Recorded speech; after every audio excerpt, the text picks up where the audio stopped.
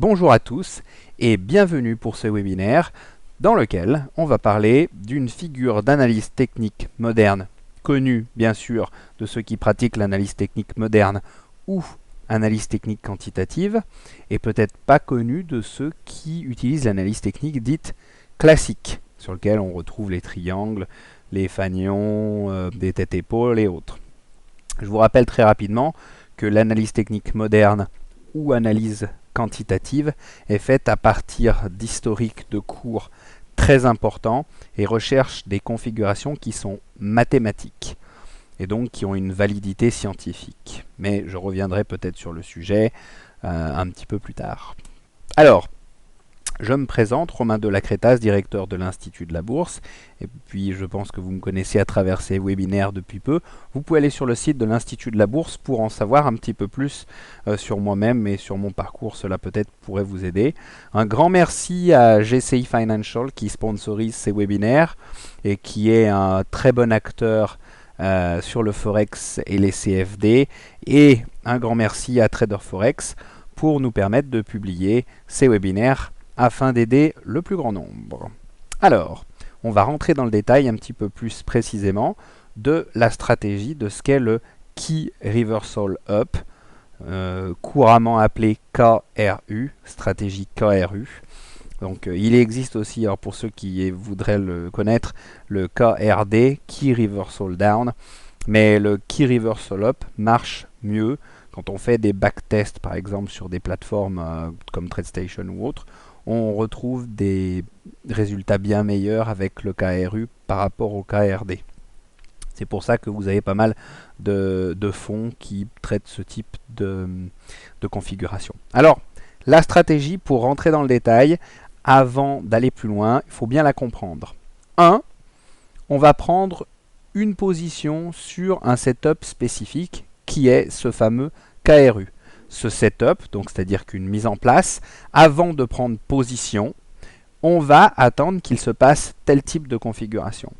Et cette configuration sera de 2 barres, donc c'est pas énorme. On va acheter à la clôture de la deuxième barre, lorsque cette configuration se manifestera, et on sortira sur objectif ou à la clôture de la troisième barre. Donc vous voyez que maximum, ça va durer 3 jours si une barre représente un jour. Une fois de plus, cette configuration n'est pas à utiliser pour ceux qui veulent faire du day trading à outrance. Parce que le day trading à outrance, vous allez vous retrouver avec des frais qui vont être très importants. Les clôtures de barre 5 minutes, ça ne va pas être terrible parce qu'à chaque fois, vous allez vous prendre les spread dans les gencives, comme nous on dit dans notre jargon, c'est-à-dire que vous allez avoir des difficultés à sortir du profit dû à la structure du Key Reversal Up. C'est pour ça que beaucoup l'utilisent sur des graphiques weekly ou des graphiques daily, donc en journalier ou en hebdomadaire. Je vous détaille ce que c'est. Donc, le KRU, la configuration KRU, Key Reversal Up, qui va durer maximum 3 jours, a quelques configurations. Pour ceux qui aiment programmer, vous pouvez programmer tout ceci directement dans vos plateformes. Première journée, on a une journée qui est baissière, vous la voyez. Deuxième journée, on a une journée qui a son plus bas, qui est plus bas que le plus bas de la veille, mais on a une clôture qui est une clôture supérieure à la clôture de la veille. Et la clôture, ici, de notre journée, est strictement inférieure au plus haut de la journée.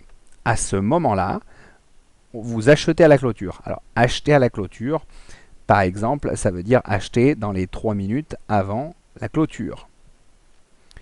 Et on sort, donc l'objectif va être au plus haut, donc troisième jour, on sort dès qu'on tape le plus haut, ou à la clôture de la journée en cours.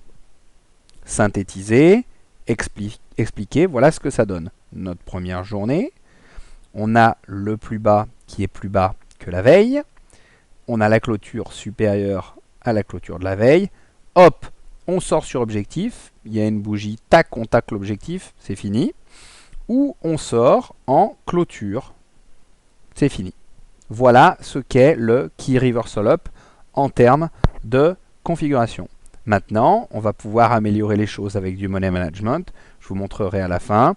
Et bien sûr, pour ceux qui veulent automatiser le concept et essayer de trouver de meilleure gestion des risques plutôt que cette simple configuration, qui reste une configuration technique, une des plus connues en analyse technique moderne, mais une configuration technique n'est qu'une configuration technique, comme un triangle, comme un fanion, comme un tête-épaule. Ça donne une indication, on traite pas. Ça ne vous dit pas combien vous devez acheter d'actions. Ça ne vous dit pas combien d'argent vous devez mettre pour ce contrat euro-dollar ou pour cette paire dollar-franc suisse. Donc ça ne reste qu'une configuration avec de très bonnes probabilités. Un exemple, puisque le monde de la bourse sur le Forex n'est pas forcément familier chez tout le monde, sur le CAC 40, tout le monde connaît. Voilà un exemple sur le CAC 40 en weekly. Donc vous pouvez voir, alors regardez le graphique, hop, on regarde les petites barres, tac, on a une barre baissière. Ici, on descend bien plus bas que le plus bas de la veille et on clôture bien plus haut que la clôture de la veille. Et effectivement, le plus haut est strictement supérieur à la clôture. Hop, on vient bien toucher directement ici l'objectif à la troisième journée. Paf, on est sorti. Sur celle-ci, on a bien plus bas inférieur au plus bas de la veille, c'est bon. Clôture supérieure, paf, l'objectif n'est jamais touché. Alors on croirait qu'il est touché, mais en fait il n'a jamais été touché. Et donc là, sortie sur clôture. C'est fini. Ensuite, pareil ici, vous voyez le plus bas, alors c'est un peu délicat à voir aussi, plus bas que la veille, et puis une clôture supérieure à celle de la veille. Là aussi on aurait pu croire qu'on a touché, mais non, sortie à la clôture. Alors il y aura des sorties à clôture qui seront perdantes, d'autres qui seront gagnantes. Que vous le fassiez sur le CAC 40, donc là par exemple sur le contrat indiciel du CAC 40 que vous pouvez traiter sur votre compte GCI, ou directement sur un euro-dollar ou quelque chose comme ça. Voilà la performance de cette stratégie avec un money management approprié. Donc vous vous retrouvez avec 84 quasiment % de trades qui sont profitables. Donc c'est une figure qui marche bien en tout cas sur le CAC 40 pour ceux qui vont faire de l'indice. Il faut bien le regarder. Et puis quand même sur un nombre de trades qui est assez important, hein, 130 trades. Donc on considère en analyse quantitative qu'un échantillon de 100 transactions permet déjà de voir les choses venir. Alors 1000 c'est mieux, 250 000 c'est encore mieux, mais enfin si vous le faites que sur 10 transactions, ça n'a pas le même impact que 100. Alors, en allant regarder l'equity curve, donc c'est-à-dire la courbe de profit, on voit bien qu'en démarrant avec son compte de 10 000, et bien sans effet de levier nulle part, on fait une vingtaine de pourcents, vous voyez, 10 000 à 12 000. Voilà à quoi ça sert.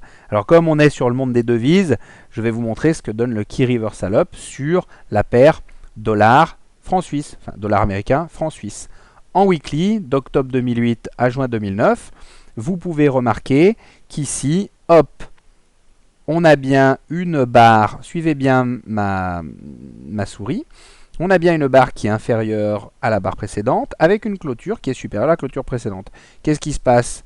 Eh bien, ici, à partir du moment où on a mis un money management bien précis, même si on atteint l'objectif, avant, on peut être sorti à cause du money management et finalement prendre une perte plutôt qu'un gain. Eh oui. Ici, effectivement, ce qui se passe, on touche l'objectif, puisque probablement dans la journée, on a ouvert ici et puis on a grimpé tout de suite là. Donc il n'y avait pas de problème par rapport à la gestion des risques. Et puis ainsi de suite, vous pourrez décortiquer sur le PDF qu'il vous suffit de remplir après avoir vu, il vous suffit de remplir le formulaire après avoir vu ce webinaire, nom, prénom, email, et puis vous avez le PDF à télécharger sur lequel vous pouvez revenir en même temps que vous regardez cette présentation. Je sais que sur les dernières séries, ça a servi vraiment à tout le monde. Vous vous retrouvez donc avec des objectifs qui sont touchés et puis quelques stops à certains endroits. Et vous voyez, voilà à quoi sert le money management quand même dans ces cas-là. Je prends l'exemple de celle-ci. Supposez qu'on ne mette pas du tout de règles de gestion des risques. Vous voyez qu'ici, sur un KRU, sur lequel on rentre si la barre, son plus bas est inférieur au plus bas de la veille, c'est clair. La clôture est ici, celle-ci est supérieure, donc je dois rentrer à la clôture en espérant un profit là. Bon, ça se passe pas, j'ai décidé une gestion des risques, pan, je sors, je prends mes 250 $ de perte, on n'en parle plus, et regardez la bougie comment elle descend. Elle descend là d'une semaine de 1,18 à clôture ici presque à 1,13. C'est énorme, c'est 500 pips. 500 pips. C'est plus que n'importe qui pourrait accepter d'en perdre. Alors effectivement, voilà à quoi sert quand même une bonne gestion des risques. Pour ceux qui n'ont pas encore compris, je vous conseille d'aller voir les webinaires qui sont faits à cet effet. En remerciant encore GCI de sponsoriser toute cette série. Alors, regardons un petit peu plus loin. Un pourcentage qui est uniquement de 55% de trades profitables. Donc ça, avec la gestion des risques, on a un petit peu baissé, mais on se couvre un petit peu mieux lorsqu'il y a une grosse perte. C'est-à-dire qu'on ne perd pas de manière catastrophique quand on doit perdre. D'ailleurs, on le voit ici, la plus grosse perte est contenue à 1843 $, la plus grosse étant à 2651. Donc c'est plutôt de bon augure. Alors, voilà ce que ça donne comme courbe. Bon, c'est une courbe qui monte, effectivement la courbe de profit permet de bien y arriver. Un petit tour sur l'euro-dollar. L'euro-dollar avec un compte de 100 000 par exemple, voilà ce que ça pourrait donner aussi. Donc 83%, même application, 154 transactions qui sont vues. Et puis en ajustant au mieux le money management, vous allez voir qu'on va pouvoir améliorer et non pas dégrader, comme ça a pu être le cas sur le dollar contre le franc suisse. Ici, on prend notre KRU, donc qu'on avait ici, à 83% de trade profitable, 154 transactions qui ont été faites, donc 128 gagnantes. On se retrouve ici à finalement filtrer et n'avoir que 152 transactions plutôt que 154. Donc automatiquement, dans la règle de gestion des risques, on met des données qui disent on prend la transaction que quand ça se passe comme ça, que quand ça se passe comme ci. Et ça a éliminé automatiquement 2 transactions. On remonte un petit peu le pourcentage de profitabilité et on augmente un petit peu les profits. Donc c'est de bon augure à apprendre ce qu'est le money management et comment s'en sortir avec, parce que les meilleurs traders utilisent forcément des règles très strictes de gestion des risques.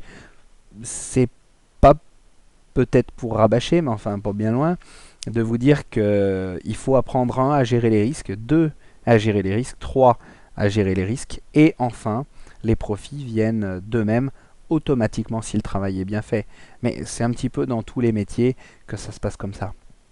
Alors voilà, c'est important que vous preniez bien la mesure de ce qu'est le Key Reversal Up sur l'euro-dollar ou sur le dollar contre le franc suisse ou d'autres paires, et vous pouvez essayer de mettre à profit ce type de configuration, qui est une configuration, je vous le rappelle, d'analyse technique moderne, donc analyse quantitative, qui va rechercher sur des faits historiques qu'est-ce qui marche le mieux. Et là, c'est une des figures les plus connues, le KRU.